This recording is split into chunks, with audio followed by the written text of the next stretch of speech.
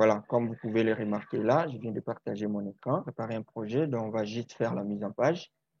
Je vais sur le menu projet et je vais sur ouvrir un projet depuis, un projet récent. Je prends projet carte commune de Maté.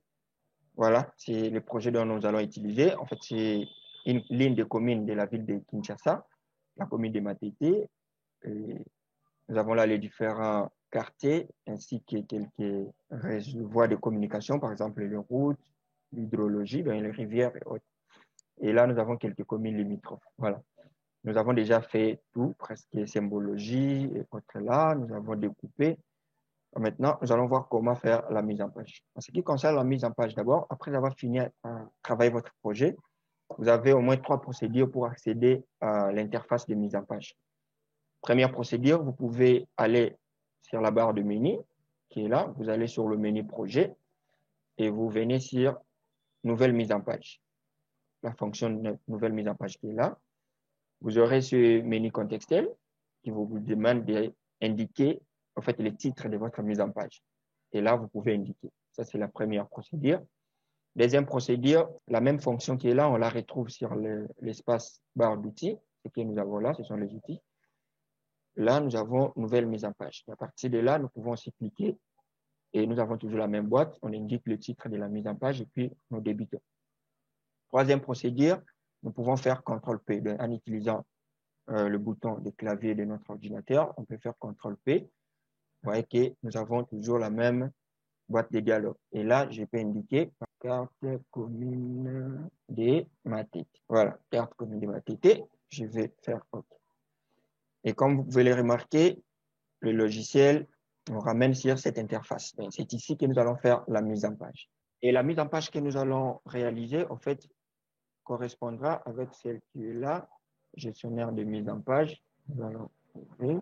Voilà, donc en fait, nous allons reproduire la même mise en page comme celle-ci. Voilà. Pour y arriver, si vous pouvez voir, nous sommes encore là. Si on peut présenter cette interface, en fait, là, nous avons l'espace réservé à tout ce qui est comme titre. Vous pouvez le remarquer que même les titres qu'on a indiqués là-bas, c'est ce qui apparaît de l'autre côté. Carte commune de Matete. À part la barre de titre, nous avons la barre de menu. Là, nous avons quelques menus, par exemple, mise en page, éditer, vue, élément, ajouter un objet, ainsi de suite. Et dans chaque menu, nous avons quelques fonctions. Donc, les options qui sont là, les fonctions qui sont là, nous les retrouvons encore sur l'espace barre d'outils. Là, nous avons les mêmes fonctions sous forme de raccourcis, sous forme d'outils. Nous avons la barre d'outils horizontale et la barre d'outils latérale, soit verticale. Et l'avantage avec QGIS et avec souvent ces logiciels est que lorsque vous amenez le curseur de votre souris sur l'un des boutons ou l'une des icônes, vous avez les textes. Donc, ça veut dire, ça vous parle de cette icône-là, ça concerne quoi, quel est le nom et autres. À part là, ici, nous avons l'espace où apparaîtra la carte, notre page où on va ajouter tout ce qui est comme élément de la carte. Et du côté droit, nous avons par exemple là les éléments. Jusque là, sur notre page ici, nous n'avons rien. C'est pourquoi il n'y a aucun élément ici. Et de l'autre côté, nous avons l'historique. Donc, tout ce que nous allons réaliser comme opération, nous les retrouvons là. Juste en dessous, nous avons là la mise en page. La mise en page de ce que nous allons faire ici. Nous pouvons par exemple déjà ajouter la grille et autres. Après cela, nous avons propriété de l'objet. Et propriété de l'objet, tellement jusque-là, nous n'avons aucun objet. C'est pourquoi ici, c'est vide. Mais les objets que nous allons avoir sur cette interface, les objets sélectionnés, nous pourrions accéder directement aux propriétés de ces objets-là à partir de cet espace. Voilà. Dans un premier temps, ce que nous allons faire, c'est d'abord faire en sorte de importer notre carte qui est sur le projet là-bas, sur QGIS, pour l'amener ici. Et pour le faire, vous devez d'abord observer votre projet, quelle est la forme et quelle marque, quel format de page utiliser. Parce que nous pouvons aussi paramétrer d'abord cette page, mais c'est là en se référant à notre projet. Nous allons revenir sur notre projet. Voilà. Par rapport à notre projet, nous voyons qu'en fait, ça doit prendre le format paysage. Ça ne sera pas un portrait. Et nous allons revenir maintenant sur l'espace mise en page.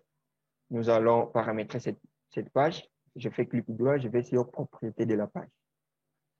Et si vous pouvez voir, propriété de l'objet, ça veut dire c'est l'objet, la page qui est là. La taille, Ici, on nous propose A4 traits. Si je souhaite, je peux changer. Moi, je le laisse à A4 traits.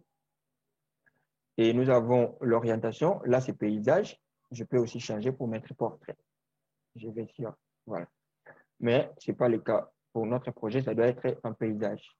Et juste là, au-dessus, vous avez quelques boutons. Par exemple, là, c'est zoom plus, là, zoom moins. Là, vous zoomez sur un coin. Et là, vous faites zoom complet. À la fin, c'est pour rafraîchir. Donc, si par exemple, vous avez apporté des modifications, vous pouvez rafraîchir pour que cela puisse apparaître. Voilà, nous allons vite par rapport à cette carte. C'est comme on l'a toujours dit, un cartographe. La cartographie se conçoit d'abord dans la tête. Avec votre carnet, vous devez d'abord concevoir, voir par rapport à la disposition de ma carte, comment je vais la représenter ici. Ou là où je vais placer ma carte, le titre sera placé où, la légende sera de quel côté. Donc, vous devez déjà voir cette image-là. Par exemple, vu mon projet, je vais placer ma carte ici à côté parce que je me suis dit, on va respecter la mise en page qui est déjà faite là. Donc, on va respecter ça. On va reproduire une carte comme ça. Voilà. Ça veut dire ma carte sera là. En haut, j'aurai le titre. Sur cet espace-là, j'aurai les cartons, c'est encore le localisateur. Et en dessous, ici, j'aurai la légende. Et dans l'emprise de la carte, j'aurai aussi l'échelle ainsi que la source. Voilà. Pour y arriver, parmi les outils qui sont là, sur la barre latérale, je vais prendre l'outil Ajouter carte. Je clique là-bas et je viens donc cliquer et glisser en format encadré là où j'aimerais que ma carte puisse apparaître. Voilà. Une fois que je lâche, la carte vient ici de façon automatique, comme vous le constatez. Donc, ça veut dire que c'est la carte qui est sur notre projet qui est juste là, qui est maintenant importée ici sur la mise en page. Et là, vous voyez que ma carte n'a pas de cadre. Je sélectionne la carte. Pour ajouter le cadre, je viens sur l'espace propriété de l'objet, parce que ici, c'est le propriété de l'objet sélectionné. Je descends et je viens cocher cadre. Et après, je vais un peu augmenter la largeur. Voilà. Après avoir ajouté le cadre, ici, nous allons voir comment ajouter les titres. Pour ajouter les titres, c'est question d'utiliser le bouton qui est là, ajouter l'étiquette. Je clique. Je viens sur l'espace réservé pour le titre de ma carte. Je vais cliquer et déplacer. Je fais clic droit, je déplace. Voilà. Le logiciel met un nom par défaut, le nom qui est là. Et moi, pour apporter des modifications, je dois venir utiliser l'espace propriétaire de l'objet. À partir de là, je vais écrire carte de la commune de Matete. Voilà, carte de la commune de Matete. Je mets tiret, voie de communication. Voilà, voie de communication. Et après, toujours sur l'espace propriété de l'objet, je descends en bas. Je vais centrer le titre et je descends sur position et taille.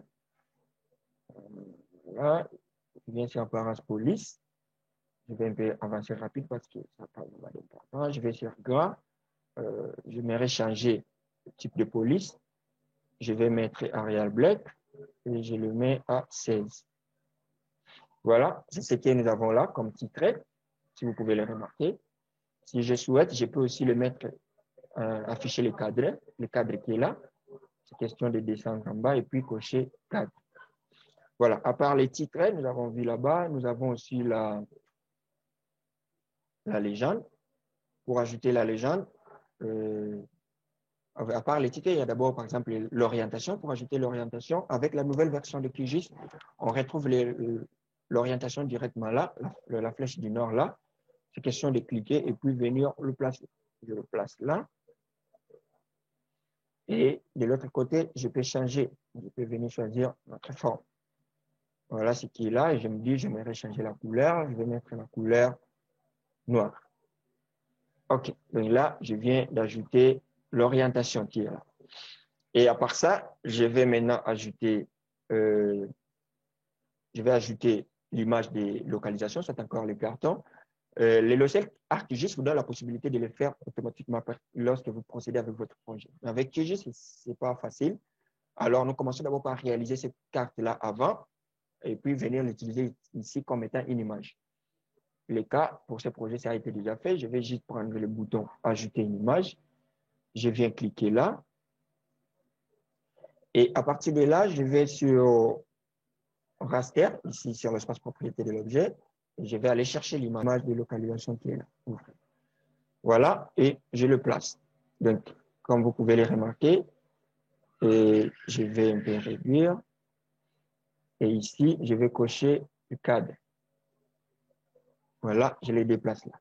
Nous avons l'image de localisation qui indique là où se trouve ma TT par rapport à cette salle. En plus de cela, nous allons ajouter l'échelle. Je vais prendre ajouter barre d'échelle. Je clique là. Je me dis par exemple, pour moi, j'aimerais que l'échelle soit là. Voilà, c'est ce que nous avons. Ça vient de façon automatique. Et vous pouvez aussi apporter des modifications. Toujours sur l'espace propriété de l'objet. Là, nous avons boîte. Je vais zoomer. Nous avons ici boîte unique. Je peux changer. Je mets par exemple double boîte. Soit encore, je change encore. Je mets repère au-dessus. Donc, tout ça, vous pouvez jouer avec. Et je réduis. Et si je vais pas aller trop loin parce que nous sommes dans une séance où on va vite faire voir les choses. Sinon, je peux encore aller trop loin, changer le type de police, sur affichage et autres là. Donc, tout ça, je peux jouer avec. Je peux dire, par exemple, j'aimerais avoir le segment en dessous, tout ça. Donc, on peut déterminer toutes ces choses-là. Après le shell, je vais sur le bouton qui est là, ajouter la légende. En fait, tout est là. C'est question juste d'apporter le curseur. Vous avez le titre et puis vous verrez comment l'ajouter.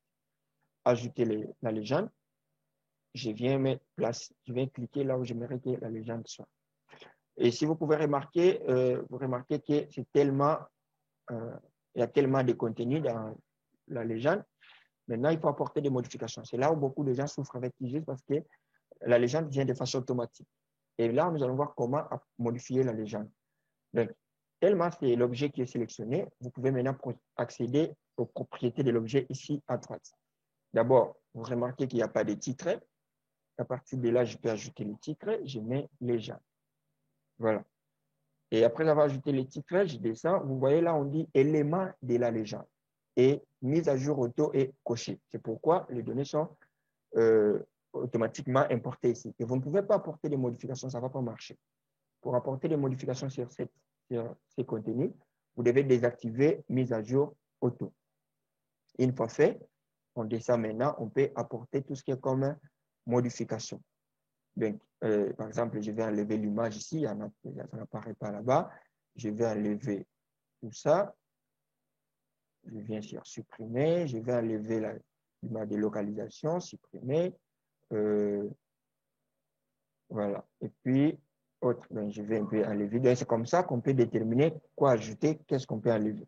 Et apparemment, sur cette carte, on se rend compte qu'ici, l'image était en format, la page était en format A3. Ce que nous allons changer ici pour bien réussir.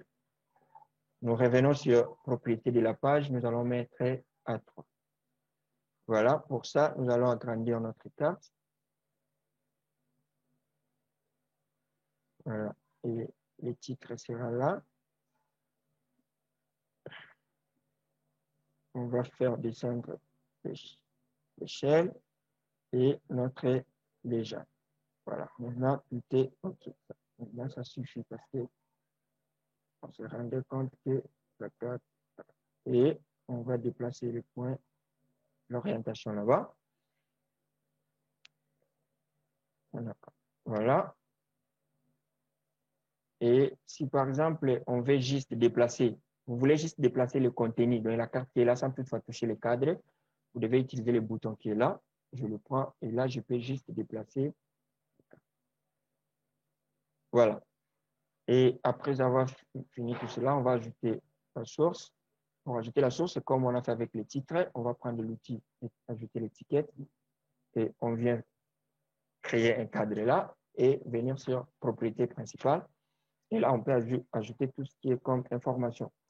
La source, par exemple, nous avons utilisé les données de OpenStreetMap.